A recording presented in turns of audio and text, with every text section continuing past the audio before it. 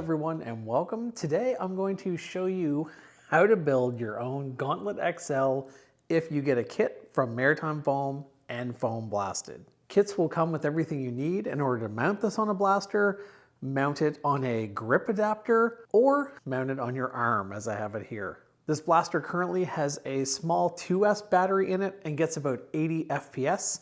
Or it can use a 3S battery and gets around 90, which is a battery that would work in a Nightingale.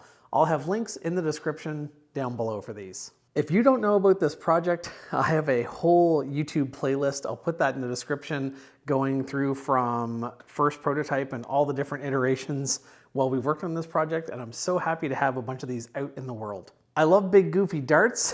I love Mega XL, so I'm so happy to have this launcher done. I'm not going to talk about this anymore. Let's get into how this goes together so I can get this video done and get this one shipped off to its new owner. This is just a build guide. I will have a review coming soon. Yes, I'm going to review a blaster I helped design, but trust me, I can be honest. Plus, I think there's a review coming soon from Boomstick Mods, so keep an eye out in the description and pinned post for that and any corrections or anything like that. Without further ado, let's get into it. So before we get started, I'm just going to do a quick walkthrough of what all of these parts are. I won't get into the numbers on the specific hardware. I will have links below where you can see the quantity and where to get them. Though if you got a kit, they should be included in the kit. Let's start with this hardware. We have a whole bunch of M3 6mm bolts that hold all of the body parts together. We have two 16mm ones that we use in our trigger mechanism. These two longer ones are for the Picatinny rail or to hold on the palm brace. These are a bunch of tiny motor screws. This is a scavenged spring that we use to make sure that the trigger always returns to its proper position. And this is a thumb screw. This is the expanding conduit that we use to get that kind of clean look on the chord of the Gauntlet. We have toggles and strap adjustment pieces, male and female XT30 connector. This is the strapping we actually use for the arm mount. We have 3 Kraken motors, overkill, 2 DB2 cherry switches for the trigger, a boat rocker switch, an LED voltmeter, 2 worker smooth flywheels, an old worker serrated wheel like you would have in a barricade, kinda, palm brace, the back of our trigger mechanism and clip. This is where our switches mount into, our switch mounts, our 2 pieces of our pick rail. I shipped these with extra switch mounts. This is our paddle for our trigger mechanism, battery door cover. In this case, I'm sending 2 colors. I thought a pop of orange might be nice. I also send an extra clip-on and an extra one that has kind of a closed bit too for the strap. Pusher motor mount, arm brace, grip adapter, flywheel hood, upper body. This is the flywheel cage as well, and lower body. And then we have 2 magazines. This is the 2-shot burst one, and this one has the feed lips in the middle, so it's your single shot and 1 shot of storage. And that is what this person has requested for theirs. And of course, we'll be using lots of wire. I use 18 gauge generally.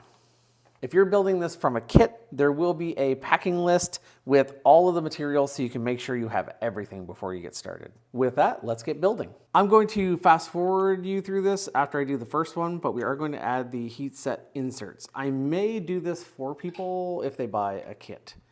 We place our heat set insert into the spot for it. The holes for these probably could have been a tiny, tiny, tiny bit bigger. We apply some heat. I have my soldering iron on a kind of medium heat there, and we slowly sink these in to the plastic.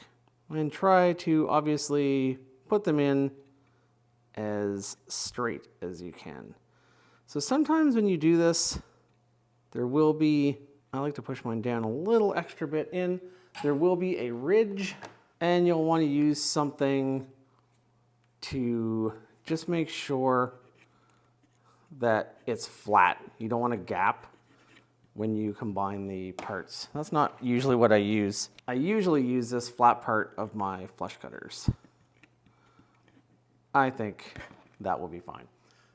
All right, for the rest of these, I'm just going to fast forward through these.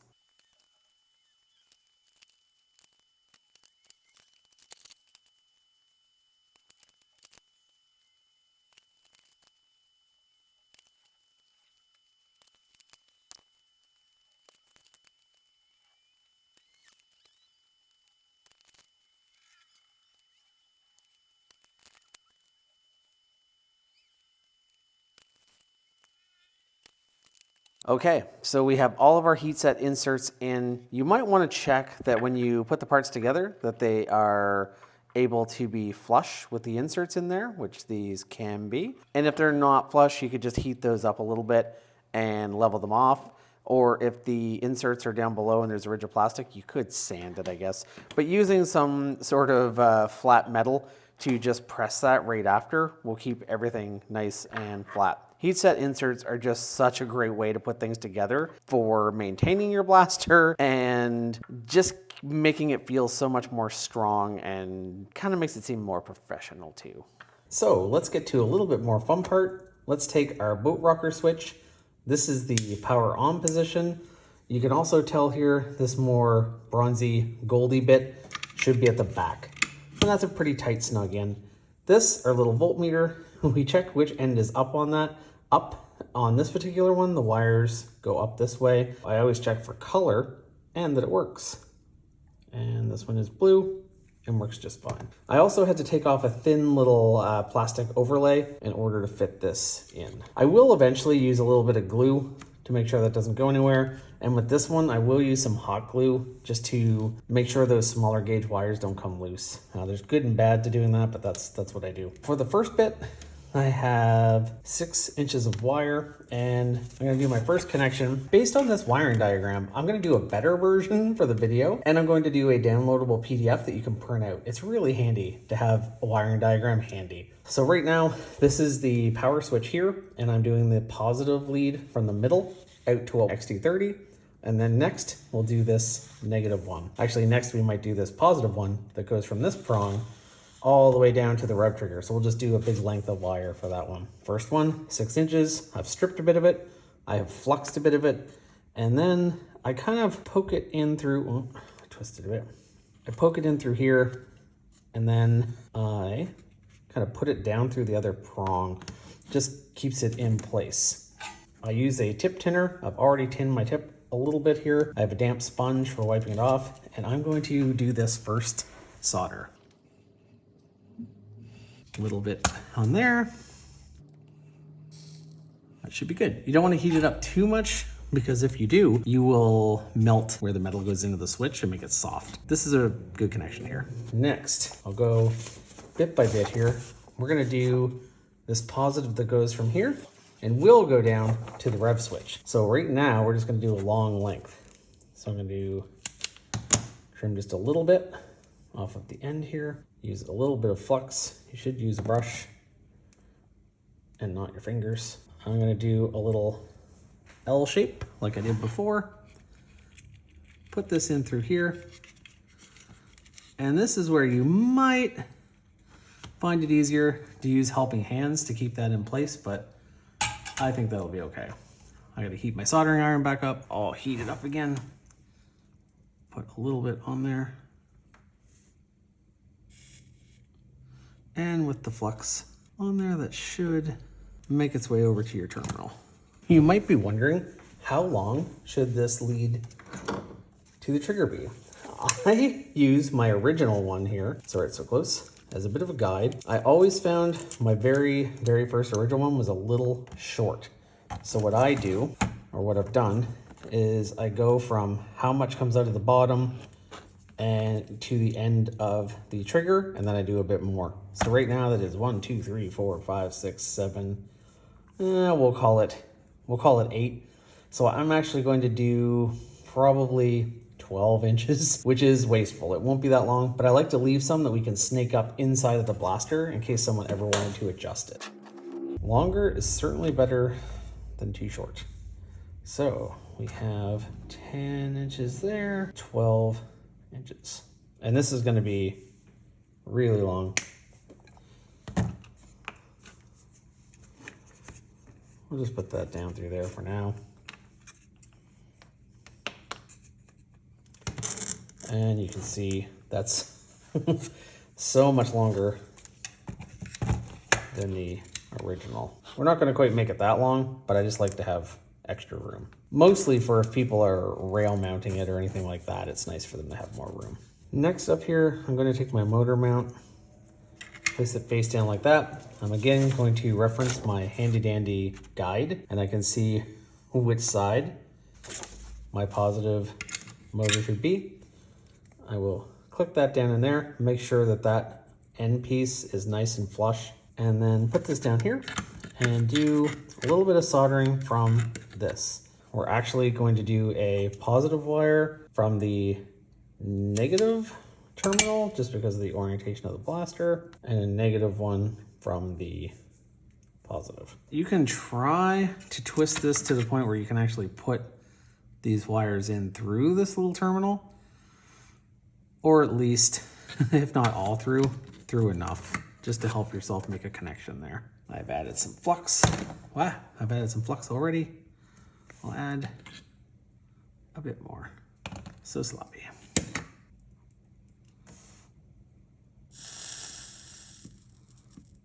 There we go.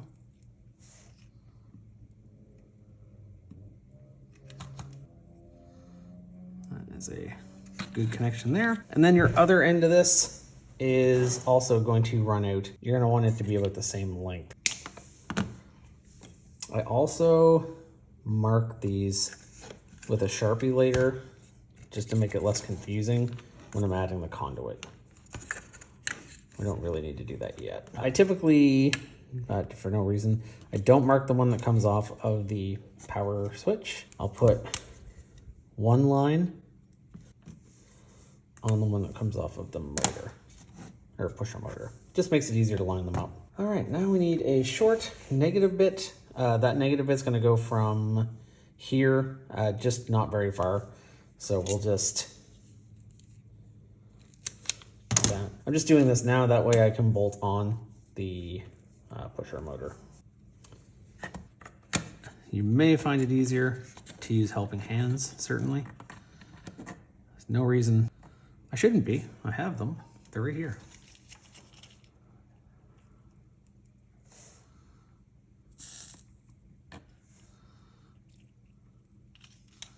Does not take very much solder. So a couple of things we need to do before we actually bolt this down. We're gonna have to cut this wire. We'll figure out the length for that in a second here. Here's a couple things we need to do. One, we need to add some motor screws. I'm gonna add a little tiny bit of Loctite. A tiny bit might be easier said than done. Jeez, that's way too much. Some of the Loctite will make its way in there. So these tiny motor screws, I'm just using the end of a bit. I don't even have, it's making me look not very well equipped. But we'll get these in place and we'll make sure they're nice and tight. To get this all the way on takes quite a feat of strength here.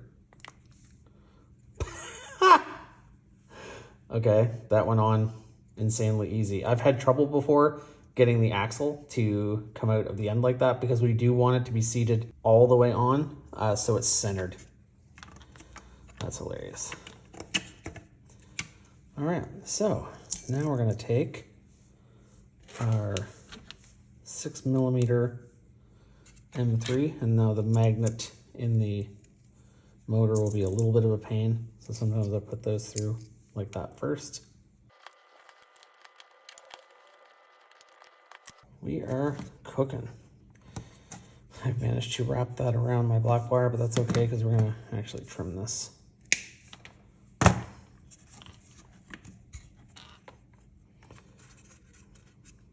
I don't have to do this now, but I'm just gonna put a little bit of super glue in here.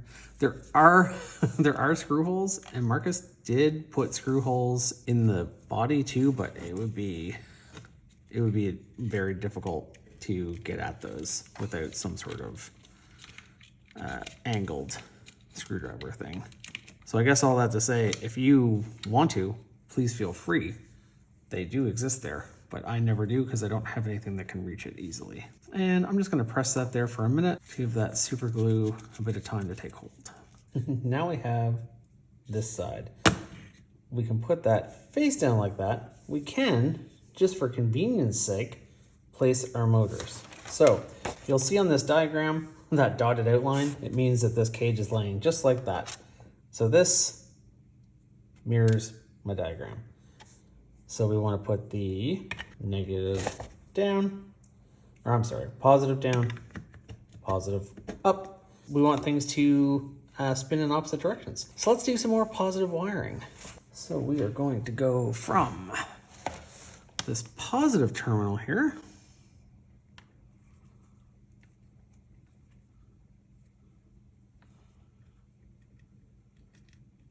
like so. And we're going to come over to here. And then this is going to loop back and go out to the trigger mechanism. But we'll get our first bit soldered. I'll put a link in the description to what this head is with these motor screws. If you use out of darts motor screws, you can use whatever you normally use. I think like a 0 would work. These were, I got these in bulk from a friend, and this is like a little tiny hex, like a 0, I think. It's very small. Shouldn't really put solder on over the PLA in case you drop something. But right here, sometimes I'll just make a little mark of where ideally I want to strip.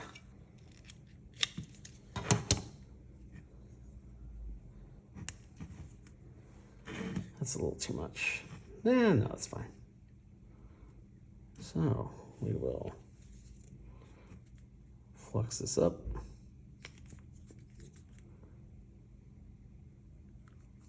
Way too much. Do that. Wipe it on my pants. This might be a place where I'll bring in the helping hands just to kind of hold that in place for me. You can't see it on the diagram, but every time I solder anything, I check my wiring diagram. That's a little messy. Certainly, that's not going anywhere. That's pretty tight. That's tighter than I would usually do. That's fine. This one gets boop, boop, 2 lines because it's going to go down and through as well.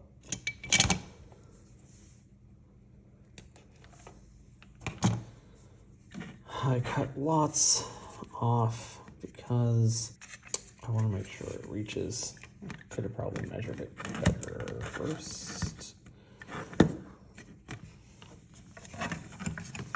So the idea would be that this one is the same.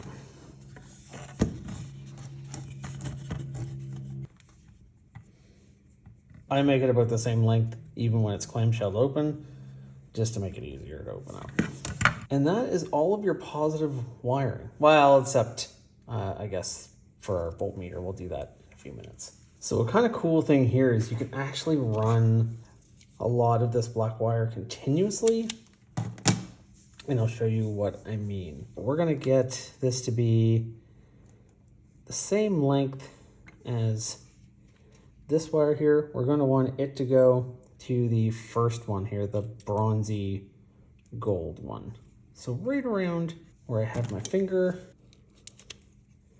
I'll separate that a little bit. Might peel it back the other way. Let's get some flux on there.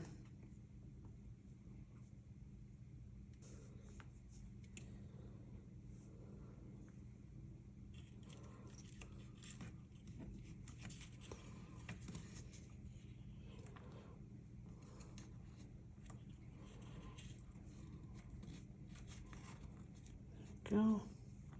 And we might use helping hands again just to get this together like we want it.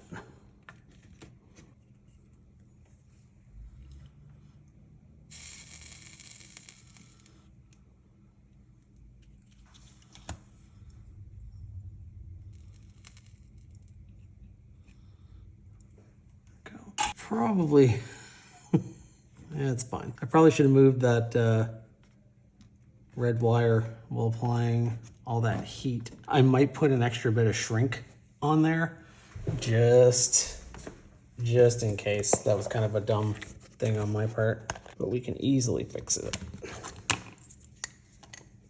Again, it didn't do anything. I would just rather be safe than sorry.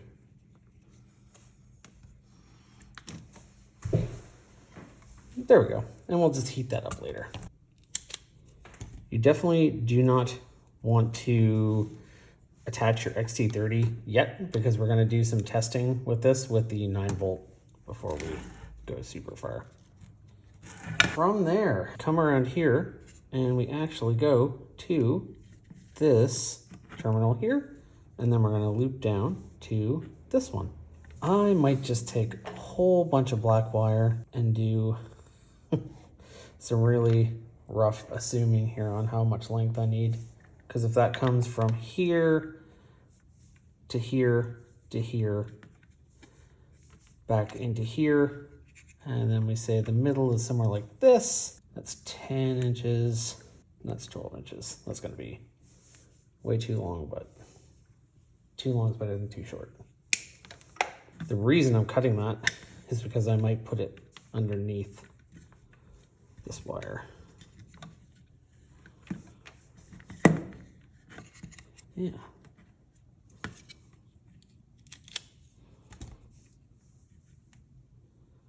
Again, lots of checks to my wiring diagram.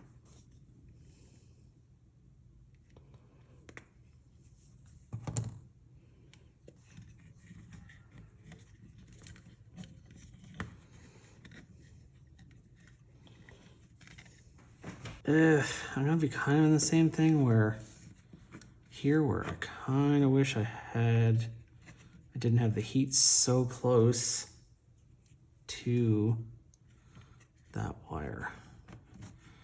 I'll just be really careful. Yeah, it's generally a good idea to always leave yourself slack no matter what you're doing. I don't know. People who are better than me can get away with no slack, but I like to have some in case I change my mind or make a little mistake. There, no harm done to that wire. And then we'll come around this one, leave a little bit of slack.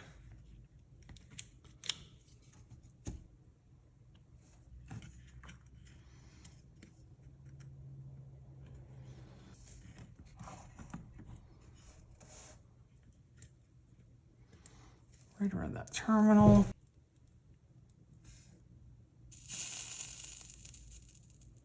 Fluxed on there rather nicely. And then from there, this goes down through as well. As you can see, it's kind of a nest down through here. Let's flip this over for 1 second.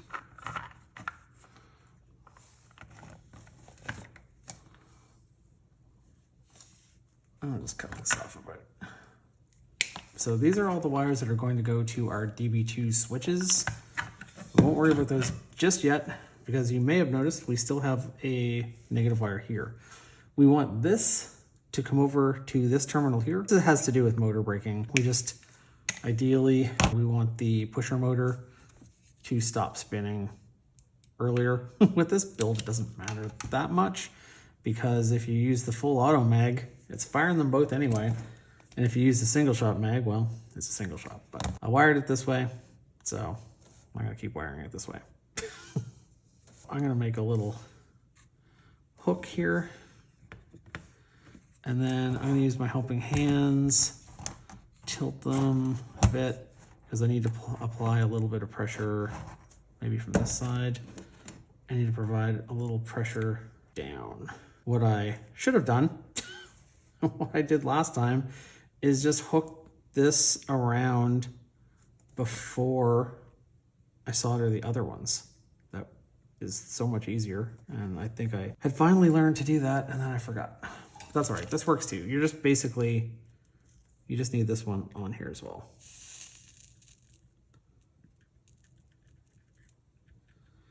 You just don't want to get it so hot that everything comes back apart on you. I think we're fine. That's all of those pieces. Maybe we will take a second and solder these bits for the voltmeter. The positive for this, really, I'm always paranoid about pulling on these too much. the positive, and I could cut it shorter. And in fact, I may cut this shorter because it's a lot of loose wire in there. I want this attached over to this terminal. I think we will snip this. I don't want to snip it and make it annoying to work with. I'll do a little loop that I can tuck under those other wires. Put that there, and this is a much smaller gauge, so it can be a little bit trickier. Loop that through like that, and if I just bend it, we're just going to do that. We're going to do a little dab of flux. That should be fine. And then we have our negative, and our negative goes to this first one here. So I typically bring this out here. Always helpful if other wires can hold things down. And this is why I use hot glue here, because I get worried about those little wires coming off, and then that would be a massive pain.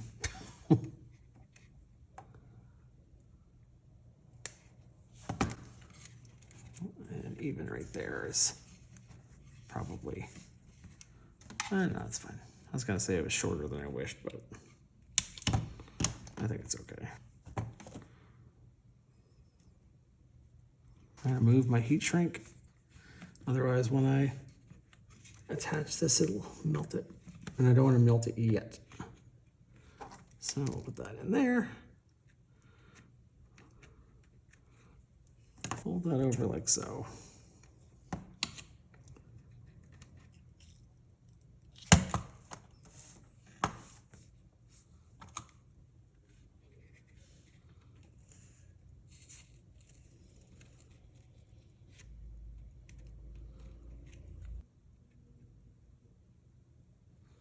There, I just put a little bit on both sides. So now, before we do anything else, get our polarity right here, and we can turn that on. And there we go. Some good progress here. I'm going to slip that heat shrink back underneath there if I can. Let's look at attaching these. Seems like that's a good length here. So what I will do, I'll move some of this stuff so you can see, is I'll take these wires, figure out how long they are, and bring it along like here maybe.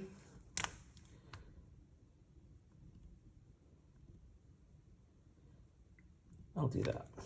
And the reason I do that is so that I know what length these are. Now this has my little mark. I might have trimmed off. We'll have to make sure we double check which wire is which before we get wiring the triggers. So right now we have, this one has a foot. This is the 10-inch line, so it goes from 10 to 22 up here. So we have 12 inches, so it's about a foot out. So we're not going to make this a foot long. We're going to have a few inches that are curled up inside of here in case someone who gets this wants to adjust it. So in the end, it'll be a bit longer than this original one, but not that much longer. At this point, we have our DB2 switches, and we're putting them in our little switch holders here. The way these go in is on the side with this little indent, you want the button that's the farthest away from the indent, and then the other one is opposite. So the reason for that is this goes in like this goes in here, and this first one is the rev, this one is the firing. So we have this little indent because we have a little spring that we put in here just so that it's not just the buttons in the switches pushing out the paddle. It's great to have a little extra resistance. So with these together, we turn this over. So if we turn this over, we can remember that this one is the rev. So floop, We flip it, and the one on the top is the rev. And if we look at our wiring diagram, we can see where things go. Let's actually start out by doing the negative, because the negative goes onto the final prong of the firing switch. Again, this bottom part across from the circle will be the rev switch. So if we flip it over, the top part, this is the rev.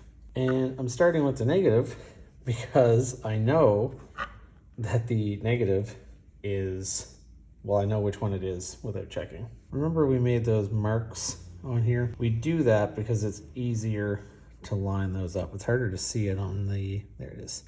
It's harder to see it on the black one, but there. Now those are all lined up, so we can use that. So wiring diagram, again, all the better one. But we're gonna do the fire switch, and we're gonna do the switch on the very bottom. So if these are all lined up around here with the black marks, then that means we can cut this one right here, and we can strip off just a tiny, tiny bit.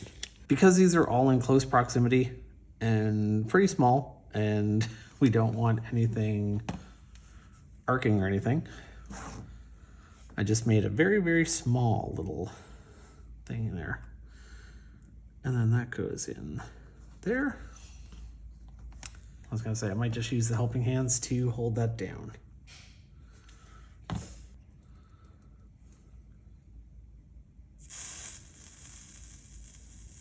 Let's do our next one.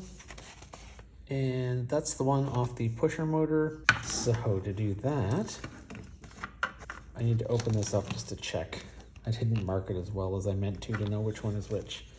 Our pusher motor, how many little marks did we put on that? One mark, was it? I feel like it was. Yeah, we put one mark on that. So the one of these that has one mark at the end, that should be our pusher motor. We'll just check it real quick.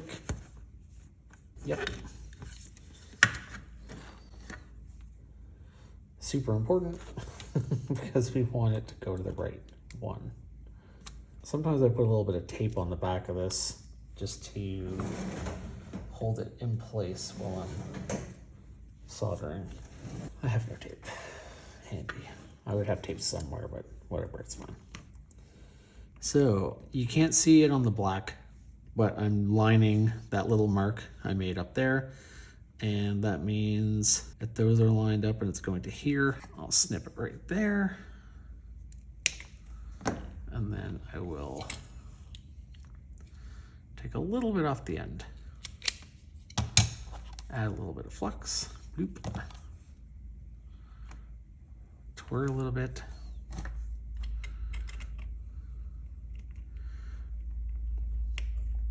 For this one, it is kind of important. You don't want the solder to keep this from closing. So I bend this up a little bit. Like I say, there's not a lot of room in there.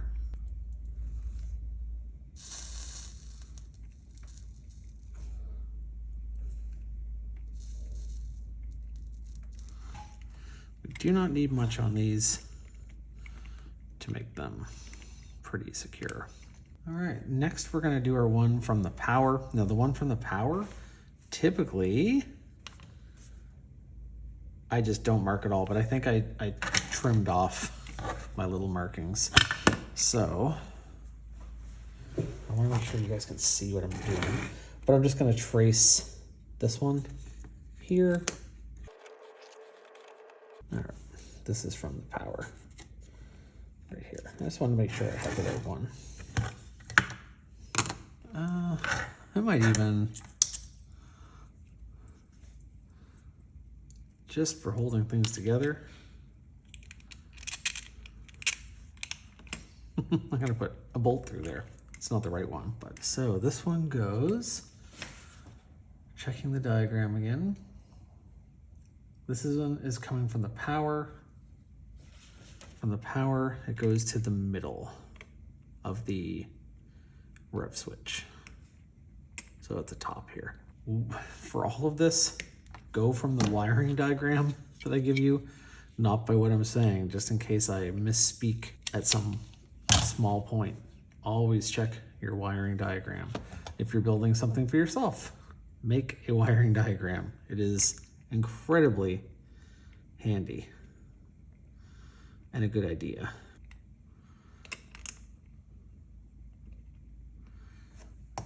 There's definitely part of me that thinks that this whole paddle bit is the coolest part of the Gauntlet. I'm really looking forward to doing a build where I use this little paddle for arm mounting other things to my arm.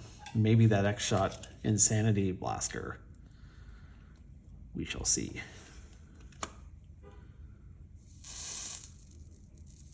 So all we have left now is this one, which will bridge from which is basically an electronic lock. It will bridge from the rev switch here over to this middle prong on the firing switch. So we will line this up and we can see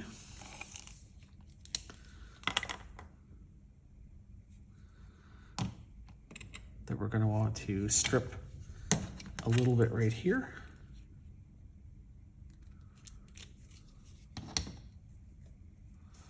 That's maybe too much, but we did what we did. Again, we have to be really, really, really careful here that we don't get any solder anywhere that's going to let us not close the blaster, or close the paddle, I guess. We almost use 2 sets of helping hands here. You know what I'm gonna do? I'm actually going to use this X-Acto, go in through the strands, and put this over this. I think that will be enough. And we'll wait for our soldering iron to heat up.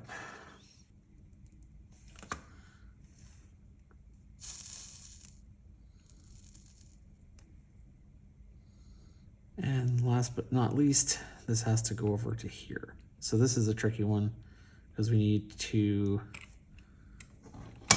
make this shorter, but not too short. Oh, did I just make it too short? Oh, that would be a huge pain.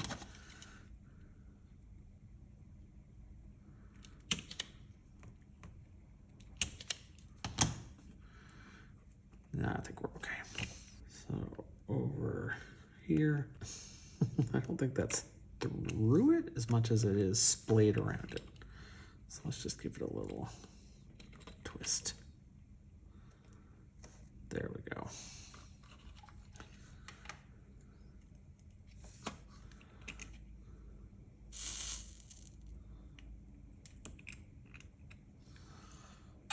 That's as neat as that.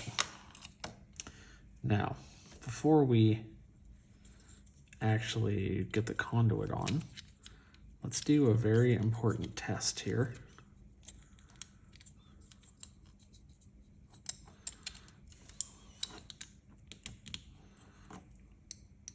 I can do this without the paddle so you can see. All right, let's do a little test here. Let's take our 9-volt. Where's our 9-volt? We'll use this one, and we'll turn it on first in this case. So rev and fire. Now it's hard to tell the flywheels revving without wheels actually being on there, but I'm pretty confident about it. Only confident because I've done this a bunch of times. The smartest thing in the world to do would be for me to pop a dart through there. Let's take a second and get these screws in here. Wow, really? Oh boy. Oh my goodness, that is insanely too much. I really did a bad job with that.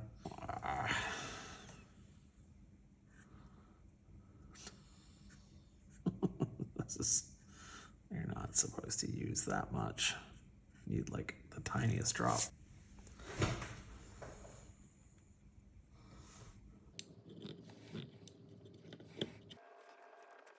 And we'll tighten these more in a second. And we'll do our, I don't have a screwdriver, screw in here. It's really nice. At one point, Markus did add flywheel removal tool holes in this cage, so very handy. We thought about doing it as an actual separate piece, but added a lot of complication. So the cage is just part of the shell. It's just like a really big cage. Let's press on our flywheels. Remember, don't press on the, use the solid parts of the back. Don't press where you had done your soldering. And press those firmly on all the way. And then do the same for this one. This kind of went down a little faster than I meant. I like to, but that's gonna line up just fine because the pusher wheel's gonna probably put them right about there. Can you see that? You can see that. Yeah, so that's lining up really well, or going to line up really well. Now, we will see if I am a fool, but I have so much confidence. Oh no, I'm not gonna, I was just gonna say I'm gonna wire the XT60 in. I'm not going to because I still want to test a dart through here.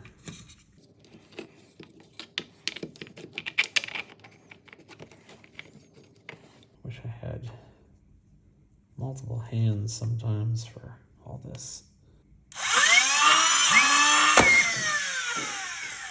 Yep, everything as it should be. All right, in the spirit of finishing all my soldering, oh, I just realized, I forgot. I always forget this one. I forgot one of the, I forgot one of these for the battery door, so I'll put that in after. But let's solder our XT60. That's pretty long. I feel like I might shorten it a bit, maybe. I think it might be fine. I don't like leaving things too short. Someone can always take away, or I can always take away if I find it's too hard to get a battery in, but it's very, very hard to put it back. So the blaster itself gets the female XT60. Looking at it like this, the pointier side, it's usually marked. The pointier side is always negative. So I'm going to take the positive wire here, flux it, tweak it a bunch of times. Oh, and I'm also going to, before I forget, I'm going to use shrink. Annoying when I forget. I should probably use, it doesn't really matter. You could, if you're being really anal about color, you could use black shrink on the negative, red shrink on the positive. Really doesn't matter because I'm going to cover these bits of shrink with wider shrink. So it really doesn't matter. You won't be able to see it. Plus the wires are the right color. Sometimes I use different colors of wire, so that would make me be a little bit stricter on, you know, maybe color coding with shrink. As always, just a little bit.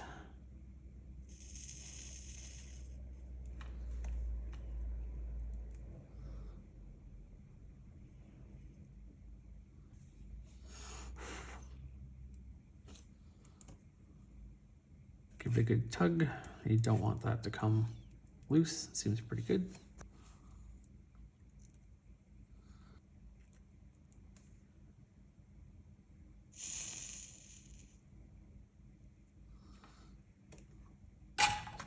That one seemed to flux even better. Well, they both, no, they're good. They're very solid. So we've done that. I don't have my heat gun here. You don't really need to use a heat gun. You can just use a lighter. You don't want to go too close because you don't want to actually burn the shrink. I highly recommend buying heat shrink in bulk. Saves a little bit of money. All right, so I want this to cover my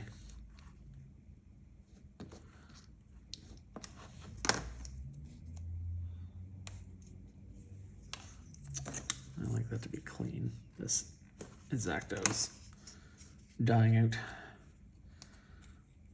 So then over this,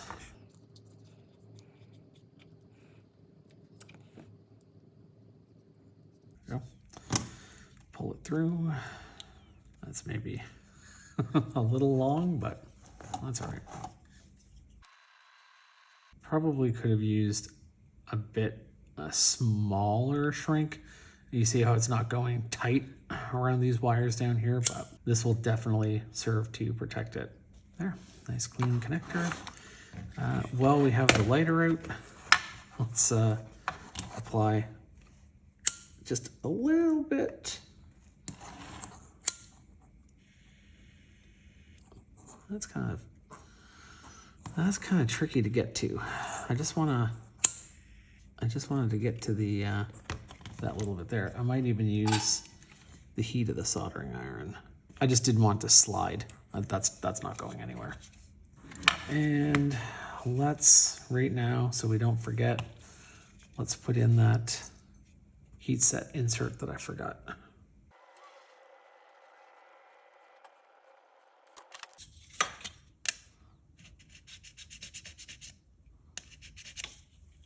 Let's take a second right now to do a simple thing that's a little bit of a pain. I'll take this out of here. Take those switches out. And we'll just go back to this. We have this little spring, and we are going to fill this little cavity with glue, like so. And then we're going to take this spring. It's too long, we'll cut it down after. And we are going to sit it in there like that. And then we will trim it down after. But we're going to put that there, and we're going to put it aside because it's a pretty big glob of super glue, so it'll need to dry. And now, before we get on to, well, my least favorite thing to do for this, we're going to put a little glue in a couple spots here. I like to put some in here just to hold these wires. And then I put a little bit over one side of that, a little bit over that, and I put a strip along here. Now, something that we could have done, should have done, is we could have made a little cover, fitted cover to go in over all these electronics so your battery compartment had more separation. I might even make a little sheet of something just to kind of go in there, but I'm still, either way, I am going to add some support to the voltmeter wires. Generous helping. I know using hot glue can be kind of annoying, but I like it because it's not super permanent. It just helps. I just worry about the wires coming off of the voltmeter. I've had that happen in other blasters. I haven't had it happen with a Gauntlet yet, but probably haven't had it happen because I use hot glue to kind of keep it all tighter. We'll give that a second to dry. All right, so we got a little bit of hot glue in there, protecting our voltmeter, making sure it doesn't come out. Looks pretty good there. Now, for my least favorite part, it is adding this conduit bit, which I love the look of it, but oops, but it can be a real pain. Kind of make this a little bigger. We stuff our, whoops, they will fit.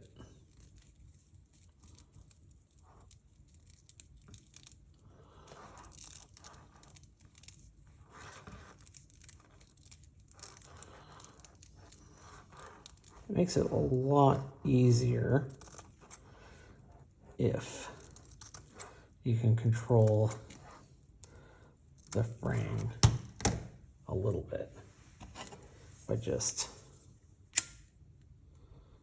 burning the edges of this a little bit. So we just need to move this along, inching it like so. Know that it's usually this much of a pain to get this through. We're getting there.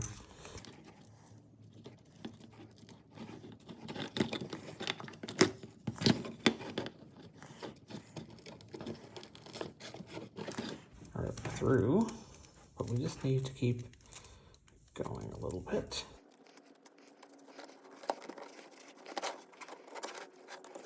And you basically want to you want there to be enough conduit that until the last possible bit that these wires are together.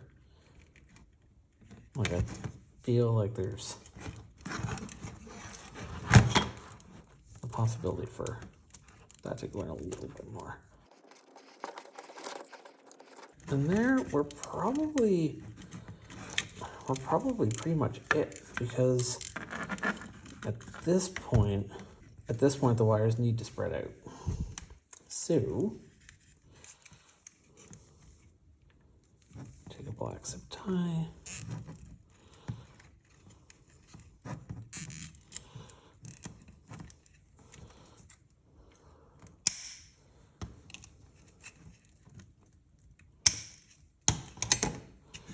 And we zip tie that. Perfect. Let's see how long our cord is.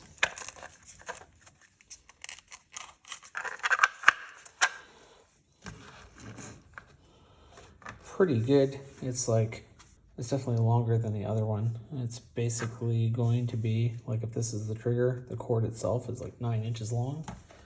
So the trigger will basically be longer by a width of the paddle. So I think that's pretty good.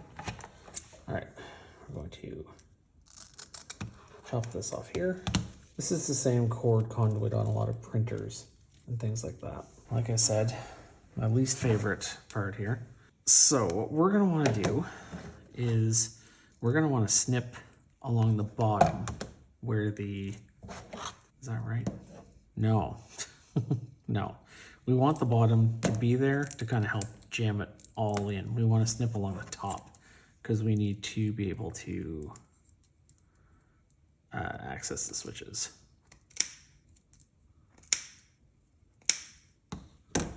Maybe even a little further. And then we're going to snip away the sides a bit.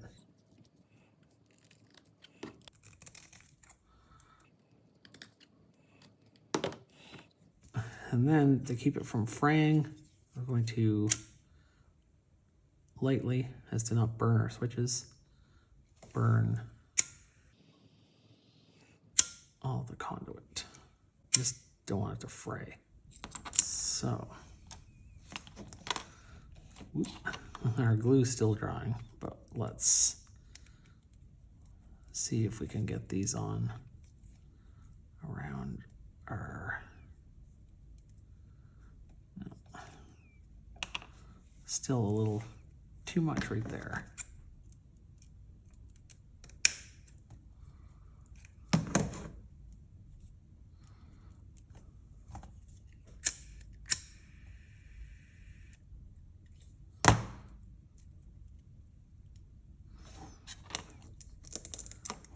Kind of wish if we could go back in time, I kind of wish that we just like left a bit more space in this trigger holder for like a zip tie or something, but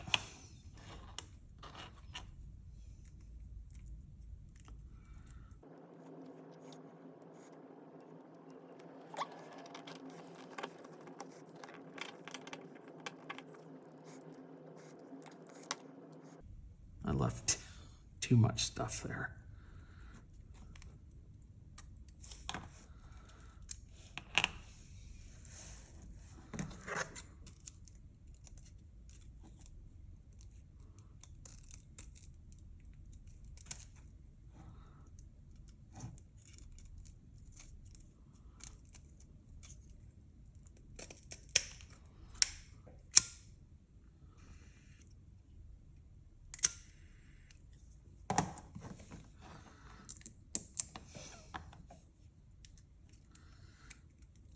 Can you see why this is kind of my least favorite part?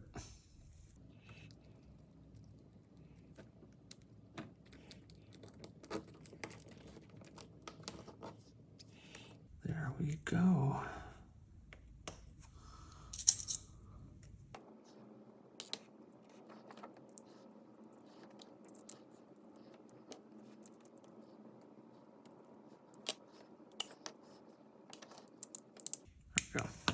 I'm just doing that as a placeholder right now because we're not ready to add our paddle yet because this glue needs to dry. And the glue might be good enough for us to make this shorter. So what we're gonna do is, and again, we can always cut more, but once we cut, we have cut. So I'm gonna go like a coil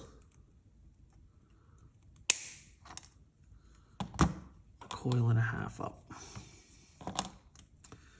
Save that bit of spring because I could do another gauntlet.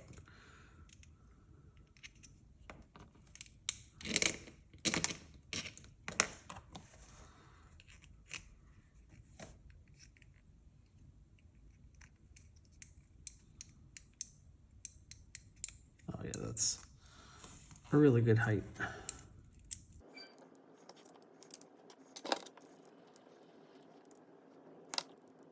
It always feels so good to get that part done though. And it really makes a really decent trigger. If there's any like stray little bits, you can get them there. That looks great. Okay, we've done all that. Now we need our final length. And like I said, I like it to be a bit longer than this original one. That's about a length of the trigger longer. I'm going to go here.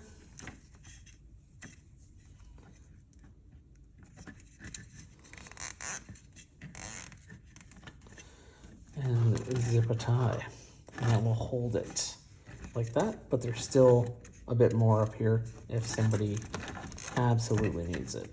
You know what? Something that I didn't do before I tied these is you want to make sure that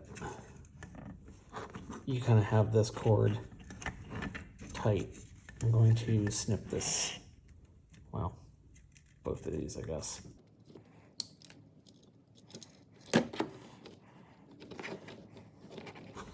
And I'll just squeeze that there, squeeze that here. I feel like we're about here.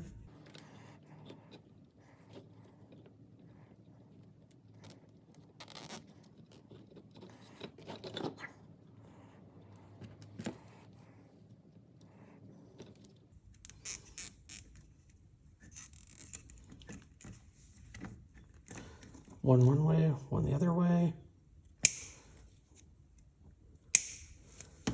Trim just enough so it won't come out the bottom.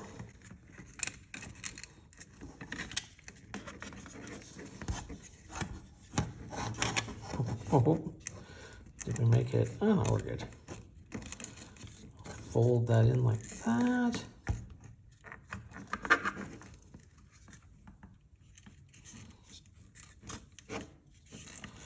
Tuck all those cords out of the way. It's always the front around those motors. There we go. Very exciting. Let's put a screw in there to hold this shell together. Absolutely love putting things together with heat set inserts.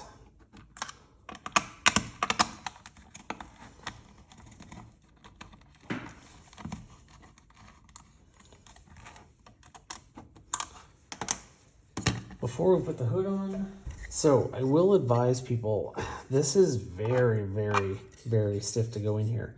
You may want to Dremel or sand right here because there's a little bump right here. And that little bump has to kind of like, things have to flex. But as you can see, we ended up making this thicker and thicker so that this mag would stay in well.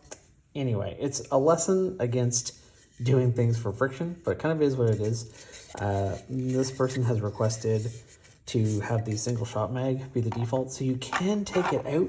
It's just, it's a real big pain. So there's little kind of indents here. And you will have to take the flywheel cage off to change this. So then as you can see here, you just have to like kind of muscle it down over, but it can be a pain. So you could either sand down this nub or sand down this. And then if you're like, well, what if I sand that down, it's too loose? Take a little piece of cardboard or something and just make a little wedge. That might have been a better solution. I don't know. Anyway, that went in like that. And now we're gonna put the cage on. Sorry, I should say the hood.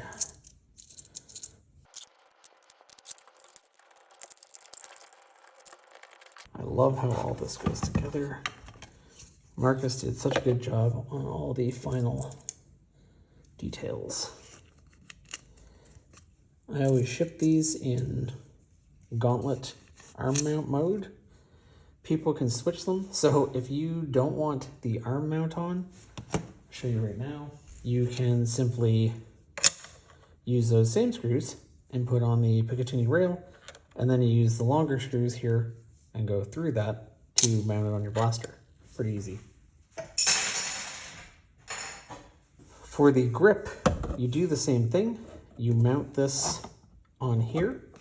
You take this whole mechanism here and you put it in the grip upside down like this. Stick it in there. You put bolts through there.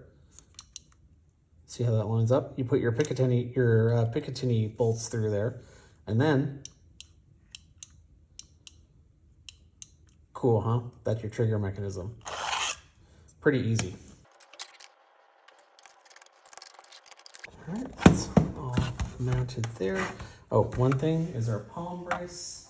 Definitely needs a palm brace just for leverage.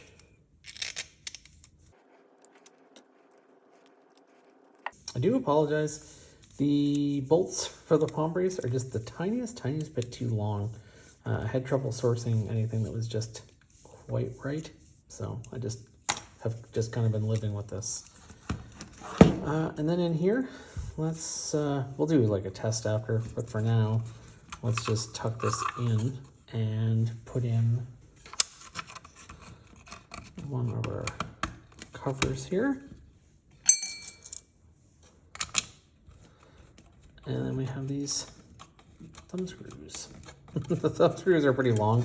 Some of these blasters, I've cut them down. You could cut this down to make it shorter if you wanted. It's too long. But hey, I'm including one, so. Yeah, so that's pretty much it. But it's not pretty much it. We need to do the straps. How long are these straps? Well, I make them kind of a ridiculous 20 inches long.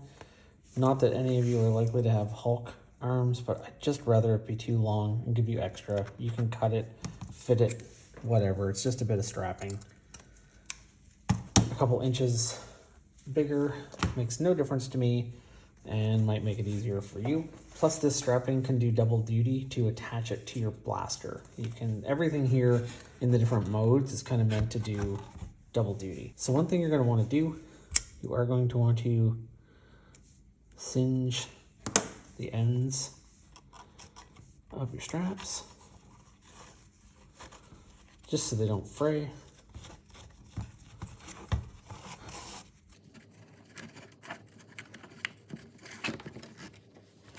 And basically just do that so these are both halfway. I'm going to singe the other pieces.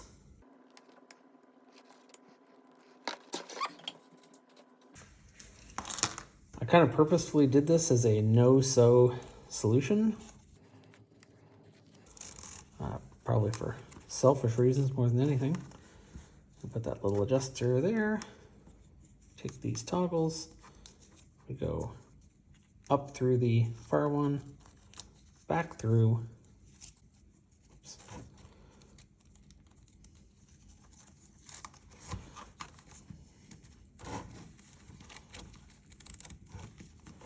And then we do have to go, there's probably a better way. If you're an expert in strapping and webbing, please let me know. Happy to take your advice as long as you're not a jerk about it.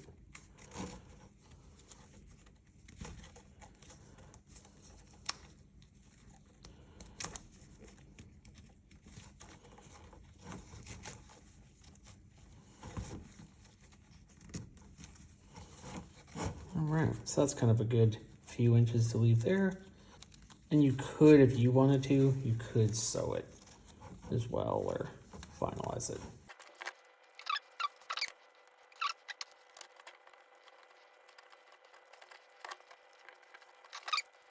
And then this little loop, this is typically where I recommend people slot on this piece. Ooh, we have a finished gauntlet here. Everything else we have are those extra pieces that I talked about that get shipped, like the grip, the extra 2-shot full auto mag, the Picatinny rail, a couple extra switch mounts just in case, extra blue battery cover door, and a couple extra of these.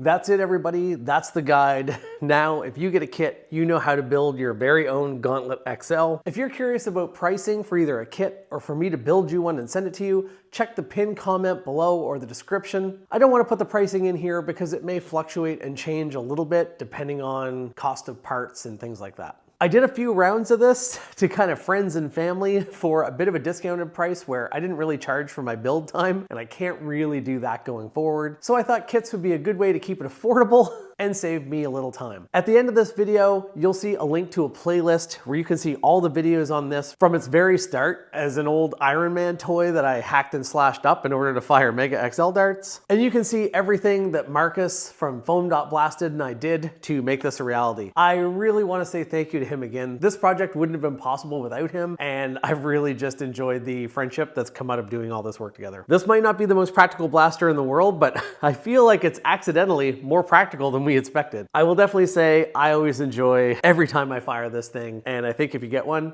you will too. Until next time, I'm Maritime Foam. Check that comment below or reach out to me on Instagram with a DM and we can figure out how to get you what you need to build one. Take care.